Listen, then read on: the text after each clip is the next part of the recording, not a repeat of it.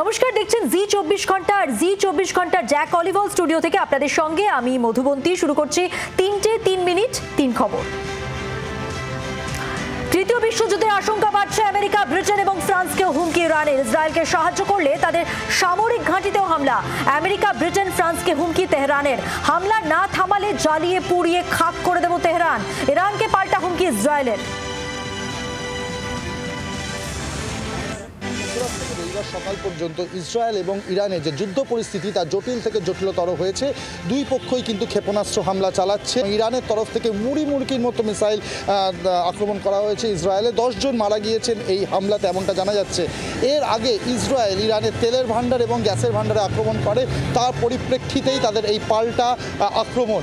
এরই মধ্যে মার্কিন প্রেসিডেন্ট ডোনাল্ড ট্রাম্প বলেছেন, যদি মধ্যপ্রাচ্যে আমেরিকার যে সামরিক ঘাঁটিগুলো রয়েছে সেখানে যদি ইরান আঘাত হানে, যে হুঁশিয়ারি ইরান দিয়েছে, সেক্ষেত্রে আমেরিকান সৈন্যবাহিনী সরাসরি যুদ্ধে ইনভলভ হয়ে পড়বে। সেক্ষেত্রে রাশিয়া বা চীনের স্ট্যান্ড পয়েন্ট কী হয় সেদিকেও নজর থাকবে। আজ ইরান কিন্তু তাদের যে দ্বিপাক্ষিক বৈঠক ছিল ইউএসের সাথে, সেটা বাতিল করেছে। ফলে আলোচনা কী হবে, হলেও কবে হবে। এই মুহূর্তে যা পরিস্থিতি, মধ্যপ্রাচ্যের এই যুদ্ধ অত্যন্ত জটিল পরিস্থিতিতে দাঁড়িয়ে রয়েছে এবং তার প্রভাব পড়তে চলেছে সমগ্র বিশ্বে। ক্যামেরায় অরিন্দমের সাথে অর্কদীপ্ত, জি 24 ঘন্টা, কলকাতা।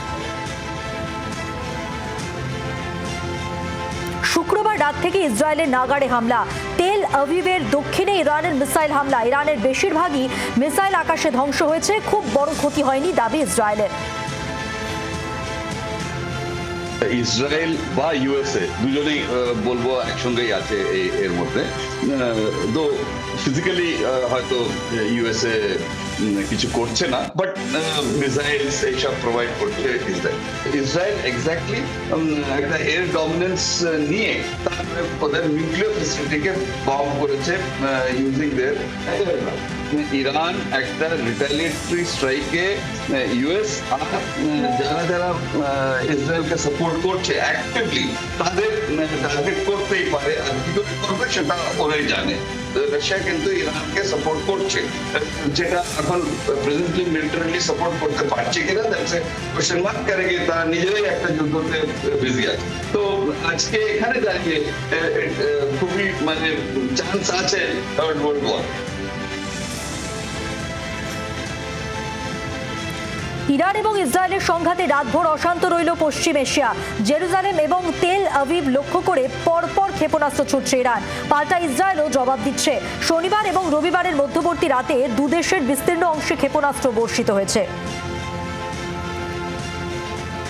থার্ড ওয়ার্ল্ড ওয়ারের হওয়াটা একটা একটা এক্সট্রিম সিচুয়েশন। এখনো ওই এক্সট্রিম সিচুয়েশন অবধি পৌঁছায়নি। হ্যাঁ, দুটো ক্যাম্প আছে, কয়েকটা অবভিয়াস ক্যাম্প আছে।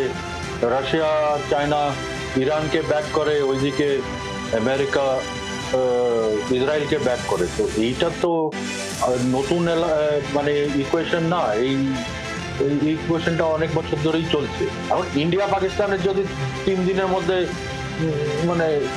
ট্রাম্প সাহেব নিজে ইউনিল্যাটারালি অ্যানাউন্স করে দিলেন আমি যুদ্ধ থামিয়ে দিয়েছি, তো এইখানে ট্রাম্প সাহেবের চুপ থাকার তো কোনো কারণ নেই। এটা তো আরো ডেঞ্জারাস সিচুয়েশন। ইন্ডিয়া পাকিস্তানের তো তৃতীয় বিশ্বযুদ্ধ করার তো কোনো সিচুয়েশনের অবধি পৌঁছেছিল।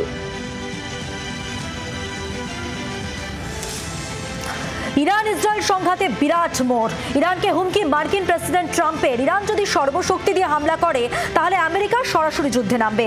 মার্কিন বাহিনীর মুখোমুখি হতে হবে ইরানকে, হুমকি ট্রাম্পের।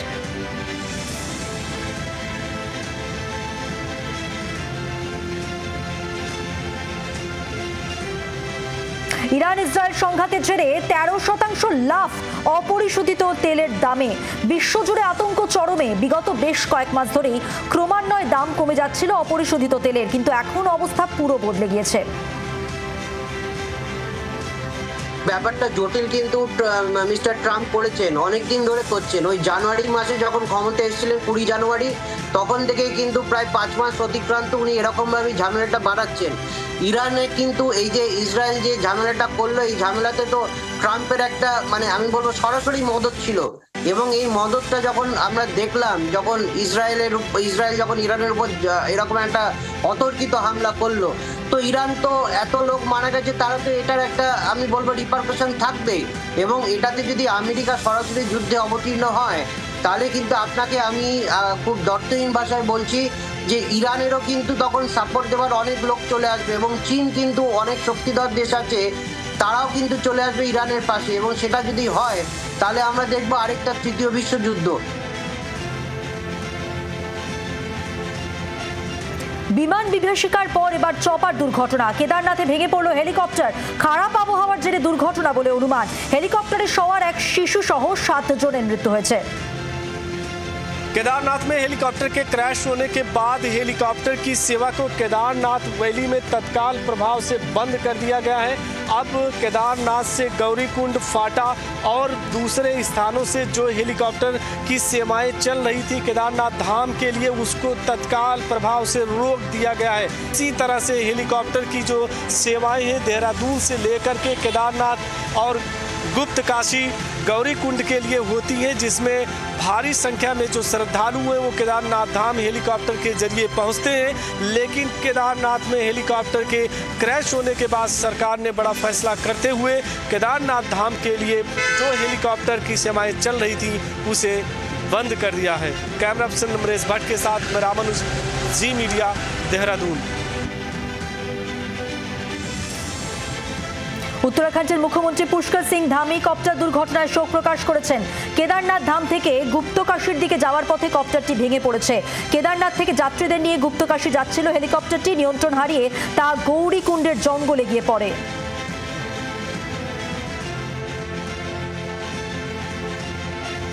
आपातकालीन बैठक बुलाई है और उस बैठक में निर्देश दिए हैं कि एक सख्त SOP बनाई जाए, जिसमें किसी भी कीमत पर जो हमारे DGCA के रूल हैं, मानक हैं, उनके मानकों के साथ किसी भी प्रकार का कोई भी ढिलाई न बरती जाए।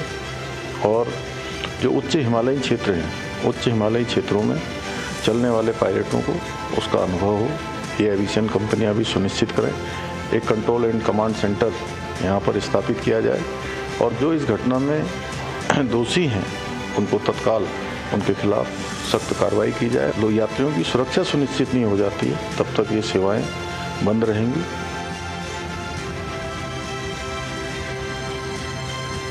আহমেদাবাদে বিমান বিপর্যয় নেপথ্যে কি কারণ? রহস্যের সমাধান হবে খুব তাড়াতাড়ি। তদন্তকারীদের হাতে এসেছে ব্ল্যাক বক্স। সেখানে স্টোর হওয়া তথ্য বিশ্লেষণ শুরু করেছেন তদন্তকারীরা। Thrust not achieved, falling, Mayday, Mayday, Mayday. Sumit Sabharwal Boeing 7878 বিমানের পাইলট শেষ মুহূর্তে এই বার্তা দিয়েছিলেন। এটিসিতে ধরা পড়েছে এই ভয়েস রেকর্ড এবং এটিই ছিল তার শেষ বার্তা।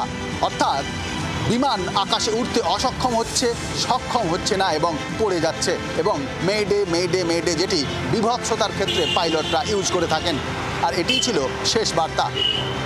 ব্ল্যাক বক্স মিলেছে, ব্ল্যাক বক্সে এমন অনেক অডিও মিলবে, এমন ভয়েস রেকর্ড মিলবে, এমনটাই মনে করা হচ্ছে, এমনটাই মনে করছেন তদন্তকারী আধিকারিকরা। তদন্ত শুরু হয়েছে, ব্ল্যাক বক্স খতিয়ে দেখা হচ্ছে, CVR এবং FDR খতিয়ে দেখার পর আরও তথ্য সামনে আসবে। আহমেদাবাদ থেকে ভিডিও জার্নালিস্ট শুভাশিস দাসের সঙ্গে রাজীব চক্রবর্তী, জি24 ঘন্টা। অনুব্রতর কোর কমিটি বৈঠক ডাকা নিয়ে বিতর্ক। দলের হোয়াটসঅ্যাপে গ্রুপে পোস্ট কেষ্টর। 24 ঘন্টা পরেও পোস্ট ডিলিট করেননি অনুব্রত। বীরভূম জেলা কমিটির বৈঠক ডাকবে কে, কোর কমিটি না অনুব্রত মণ্ডল? এই নিয়ে এই মুহূর্তে বিভ্রান্ত বীরভূম জেলার তৃণমূল কংগ্রেস নেতৃত্ব। শনিবার দিন একটি জেলা কমিটির বৈঠক ডেকেছেন কোর কমিটির চেয়ারম্যান আশিস বন্দ্যোপাধ্যায়। ঠিক তারপরেই আলাদা একটি গ্রুপে একই বৈঠক ডেকেছেন প্রাক্তন সভাপতি অনুব্রত মণ্ডল। কোর কমিটির সদস্য তারা যেটা বলছেন, সূত্রের খবর যে অনুব্রত মণ্ডলের এখন কোর কমিটির বৈঠক বা কোনো বৈঠক ডাকারই অধিকার নেই। দলের শৃঙ্খলা কোথায় সেই প্রশ্ন উঠছে কোর কমিটির সদস্যদের কাছ থেকে। এখন দেখার বিষয় এই যে 25 তারিখের বৈঠকের ডাক দিয়েছেন কোর কমিটির চেয়ারম্যান, পাশাপাশি অনুব্রত মণ্ডল তার যে বৈঠক ডাকা সেখান থেকে পিছিয়ে আসেন কিনা। জি24 ঘন্টার জন্য ক্যামেরায় রঞ্জিত হালদারের সঙ্গে প্রবীর চক্রবর্তী, কলকাতা। মালদায় অস্ত্র হাতে তোলাবাজির অভিযোগ, ভাইরাল ভিডিও ঘিরে শোরগোল। কাঠগড়ায় কালিয়াচকের তৃণমূল ব্লক সভাপতি, প্রতিবাদ করায় স্থানীয়দের বাড়ি ভাঙচুর করা হয়। অভিযুক্ত তৃণমূল নেতার নাম সারিউল শেখ। পুলিশ সুপারের কাছে অভিযোগ স্থানীয়দের, তবে এখনো পর্যন্ত গ্রেফতার হয়নি অভিযুক্ত তৃণমূল নেতা। অস্ত্র হাতে তোলাবাজির ভিডিও ভাইরাল হয়েছে।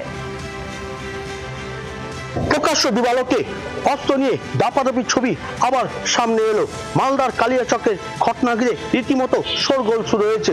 কালিয়াচক 1 নম্বর ব্লকে তৃণমূল কংগ্রেসের অনুগামীরা এই কাজ করেছেন বলে অভিযোগ। তৃণমূল কংগ্রেসের ব্লক সভাপতি মোহাম্মদ সাইরুলের নির্দেশে এমনটাই ঘটনা ঘটানো হয়েছে।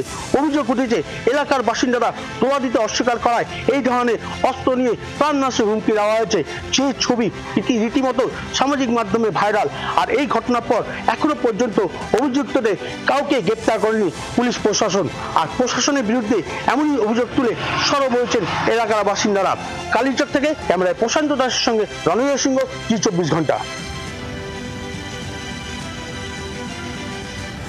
বিধানসভায় কেন্দ্রীয় বাহিনী প্রবেশাধিকার নিয়ে হাইকোর্টে মামলা। হলফনামা জমা পড়ল বিধানসভার পক্ষ থেকে। বিধানসভার মধ্যে বিরোধীদের অর্থাৎ বিজেপি বিধায়কদের জন্য থাকা কেন্দ্রীয় বাহিনীকে বিধানসভার ভেতরে প্রবেশাধিকার দেওয়া হোক, সেই মামলায় কিছুদিন আগে কিন্তু অলরেডি হলফনামা জমা দিয়েছে বিধানসভা কর্তৃপক্ষ। তাদের স্পষ্ট বক্তব্য, বিধানসভার একমাত্র অভিভাবক হচ্ছে অধ্যক্ষ নিজেই, সুতরাং সেখানকার নীতি নির্ধারণ এবং নিরাপত্তা সংক্রান্ত সমস্ত বিষয়টা তিনি সিদ্ধান্ত নেবেন। বক্তব্য, অন্য একটি সাংবিধানিক যে সংস্থা তারা যে সিদ্ধান্ত নিয়েছে সেই জায়গা দাঁড়িয়ে রিট কোর্ট অর্থাৎ কলকাতা হাইকোর্টের আদৌ কি হস্তক্ষেপ করা কোনো স্বাধীনতা বা এখতিয়ার কি আছে, সেই প্রশ্ন তোলা হয়। সুতরাং এই মামলায় পরবর্তী ক্ষেত্রে উঠবে আবার শুনানির জন্য। সেই সময় আদালত সিদ্ধান্ত নেবে যে অন্তর্বর্তীকালীনভাবে এই বাদল অধিবেশন চলাকালীন যে কেন্দ্রীয় বাহিনী প্রবেশাধিকার পাবে কি পাবে না। পার্থ বলার সঙ্গে অর্ণবংশ নিয়োগী, 24 ঘন্টা, কলকাতা। কলকাতার রবীন্দ্র সরোবরে সাঁতার কাটতে নেমে তলিয়ে গেল এক যুবক। লেকের জলে ডুবে মৃত্যু হয়েছে তার। রবিবার সকালে সাঁতার কাটতে এসে তলিয়ে গিয়ে মৃত্যু হলো এক যুবকের। একদম রবীন্দ্র সরোবরে রয়েছি, যেখান থেকে আজকে সকাল ঠিক 7টা নাগাদ স্থানীয় সূত্রে খবর তারা আসে 3 জন, তারা সাঁতার কাটার জন্য। তারপর তাদের মধ্যে একজন তলিয়ে যায় এবং তলিয়ে গিয়ে মৃত্যু হয়। নিরাপত্তা রক্ষীদের বক্তব্য যে একজনকে সাঁতার শেখানোর জন্য তারা এসেছিল, কিন্তু তারই মৃত্যু যে শেখাচ্ছিল। রবিবার দিন, শনিবার দিন এত সংখ্যক পরিমাণে সাঁতার কাটতে আসে, তাহলে এই সংখ্যক কর্মী দিয়ে কি আদৌ এটা নিয়ন্ত্রণ করা সম্ভব? এই প্রশ্ন থেকেই যাচ্ছে। তার থেকে বড় কথা, যারা আসেন তারা কি আদৌ ট্রেনিং করা বা সাঁতারু, এমনটা কিন্তু প্রশ্ন থেকে যায়। কারণ আজকে যে ঘটনা ঘটলো তাদের মধ্যে ছিলেন 3 জন।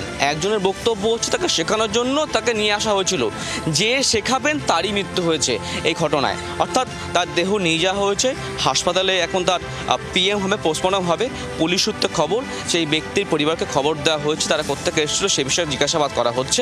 তবে প্রশ্ন থেকে যাচ্ছে আবারও যে এইভাবে নিয়ন্ত্রণ না রাখলে এই ঘটনা কিন্তু ঘটতে থাকবে, এমনটা কিন্তু প্রত্যক্ষদর্শীদের তাদের দাবি। তারা প্রশ্ন করছেন এটাই যে নিয়ন্ত্রণ আরও কঠোর করতে হবে, তাহলে কিন্তু এটা আটকানো সম্ভব, নাহলে কিন্তু এটা আবারও চলতে থাকবে। পার্থ বলার সঙ্গে অর্ণবংশ নিয়োগী, 24 ঘন্টা, কলকাতা। কলকাতায় ফের আগ্নেয়াস্ত্র সহ গ্রেফতার যুবক। ট্যাংরা থানা এলাকা থেকে গ্রেফতার করল পুলিশ। ধৃত শেখ শাহজাহাদ কসবার বেদিয়াডাঙ্গা লেনের বাসিন্দা। ধৃতের কাছ থেকে একটি পিস্তল ও গুলি উদ্ধার হয়েছে।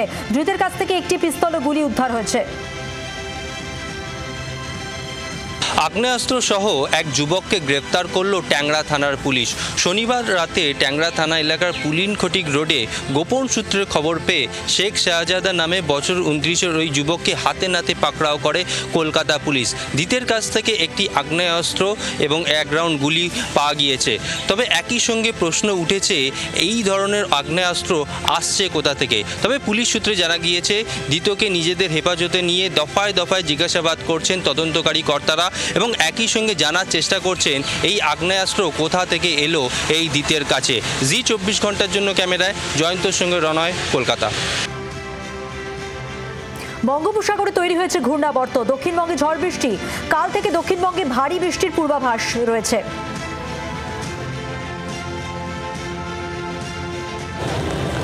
বঙ্গোপসাগরের ওপর একটি ঘূর্ণাবর্ত তৈরি হয়েছে, যা বিস্তৃত রয়েছে ওড়িশার দক্ষিণ ভাগ পর্যন্ত, এবং এই ঘূর্ণাবর্তের কারণেই আজ দক্ষিণবঙ্গ সহ একাধিক জেলাতে পশ্চিমবঙ্গে বৃষ্টিপাতের সম্ভাবনা রয়েছে। শুধু বৃষ্টিপাত বললে ভুল হবে, ভারী বৃষ্টিপাতের সম্ভাবনা রয়েছে।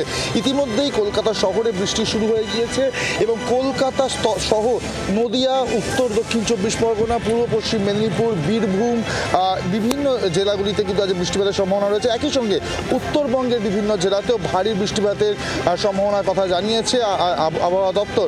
এবং এই বৃষ্টিপাত আজকে শুধু নয়, আগামীকাল এবং পরশু বিক্ষিপ্তভাবে বিভিন্ন জেলাগুলিতে হবে এবং বুধবার থেকে ফের ভারী বৃষ্টিপাতের সম্ভাবনা রয়েছে।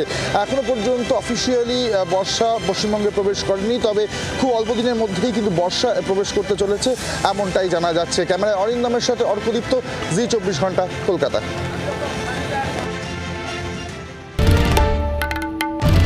বাংলার আওয়াজ, বাঙালির আবেগ, জি 24 ঘন্টা।